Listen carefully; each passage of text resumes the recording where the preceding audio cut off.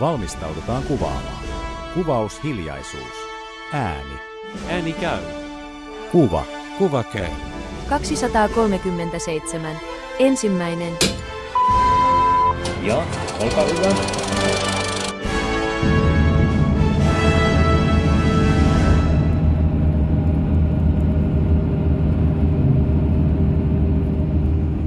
Nyt on tultu Hesoihin. Siellä on taustalla varmaan tuttu rakennus, eduskuntatalo. Ja nyt mä menen eka kerta käymään Oodissa ja Kino Reginaan katsomaan semmoista elokuvaa, missä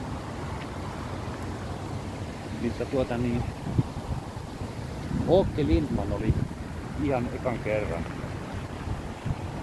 elokuvan filmitähtä. Ja sieltä sitten hänet sen elokuvan jälkeen bongatti aika moneen Ponnan rooliin. Minkälainen on Oodi? Täällä on aika lailla lämmin, tuulee jonnin verran.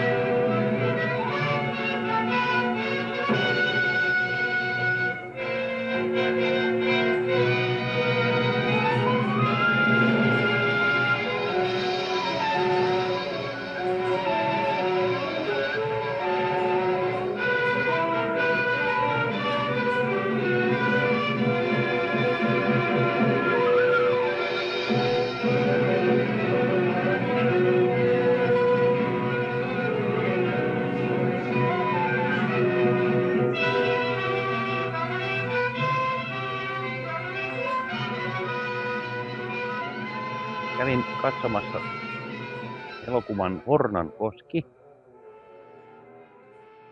ja Forsvarna on samasta elokuvasta tehty ruotsinkielinen versio, joka on täysin ruotsiksi puhuttu. Eli repliikit on täytynyt puhua sekä ruotsiksi että suomeksi.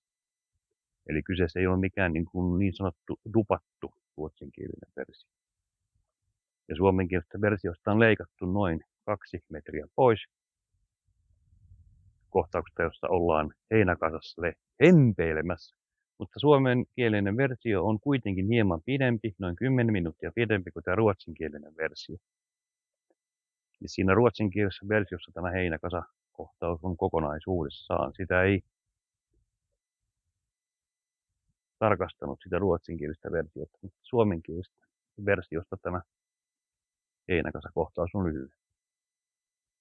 Teuvo Tulion ohjaama, Fennovilmin tuottama. Mutta toisena ohjaajana mainitaan myös Ronald of Hellström, joka oli lähinnä suomenkielisessä versiossa apulaisohjaajana. Esko Töyri oli kuvaaja, joka sai kuvauksesta Jussi-maininnan ja Jussi-palkinnon.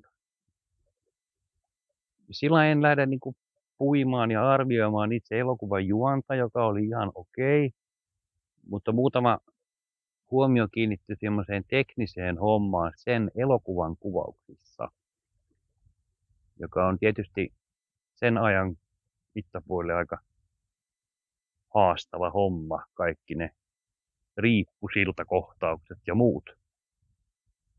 Muutama semmoinen mielenkiintoinen kohta. Maalaistalon piha, missä on hevonen, mies ja nainen yleiskuvassa. Ja sitten kun mennään lähikuviin, niin sitten pitää kyseinen kohtaus lavastaa studioon. Et minkä takia ei ole voitu tehdä sitä kohtausta saman tien repliikkeineen siinä ulkona maalaistalon miljöössä, koska kuitenkin ne lähikuvat siellä studiossa, niin arvaatte varmaan. Aidan pätkä, siinä mies ja nainen, Lea ja Artturi keskustelevat ja pilvet tietenkin aivan paikallaan siellä sanan takana. Täällähän meillä on mukavat pilvet nyt. Vähän samanlaiset muuten itse asiassa. Minkä takia juuri tämä elokuva, niin se on Åke Lindmanin ensimmäinen elokuvarooli, josta hän sitten sai sen konnan roolin melkein kaikkiin elokuviinsa. Silloin kun Åke Lindman oli valittu Tuntemattoman sotilaan näyttelijäkaartiin, niin hän toivoi, että hän saisi Koskelan roolin, mutta ei, Lehdon rooli rapsahti. Sitten toinen mielenkiintoinen juttu niistä kamera-ajoista siellä, eli kun kameralla ajetaan kohti näyttelijää ajoradalla, niin mikä takia se kuva pitää olla, se menee niin kuin mato tai käärme. Kuitenkin rata on aivan suora. Ja muutamassa kohtauksessa oli kolmet repliikit tekstitetty ruotsin kielelle, mutta muuten siellä ei tekstityksiä näkyy. Hurjia kohtauksia kans, missä on semmoinen puolikuva, kun hevonen juoksee. Niin sitten olen pohtinut, miten se on käytännössä toteutettu. Ei voida varmaan laittaa hevosta studion lattialle juoksumaton päälle. Siitä lähikuvia, puolikuvia. Vai onko todella kamera ajanut siinä hevosen rinnalla?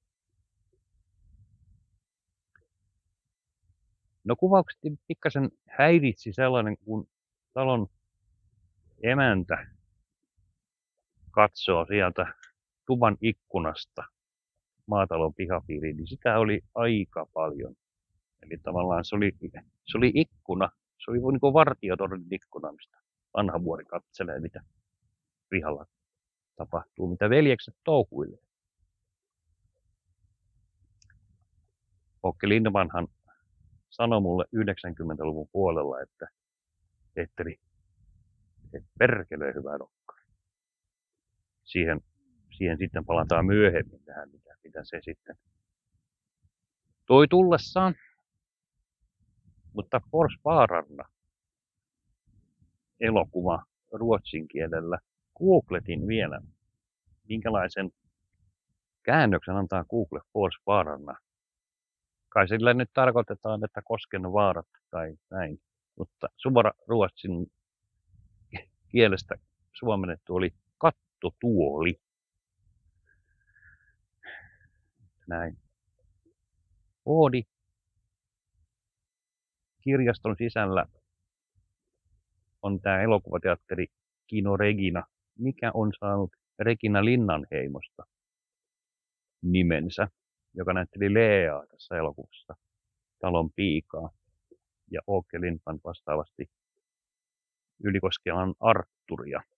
Hieno teatteri Kino Regina, vähän vastaavan kokoinen kuin Lohjalla Kino Vaakuna. Siisti. Äänen taso oli kyllä aika korkealla paikkapaikoin. Siellä teatterissa kyllä tuli semmoinen fiilis, että nyt on niin kuin menty ajassa taaksepäin ensimmäinen elokuva, minkä minä näin elokuvateatterissa. Siis tällainen mustavalko, niin sanottu Suomi-filmi elokuva, vaikka Fenno-filmin tuotantoaan se olikin. Tässä tämänkertainen video. Ja kun kerran tilaaminen on ilmaista, niin tilaappa kanava ja peukuta, mikäli tykkää. Ja laitappa kommenttia. Seuraava videon pari. Myöhemmin. Märkätään polkot.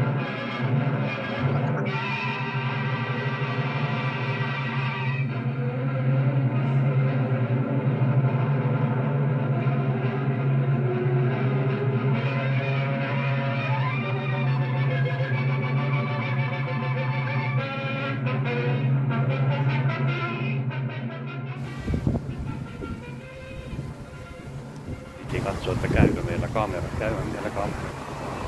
Välipuviani tulee vähän erinäköinen. Sen elokuvan kuvauksessa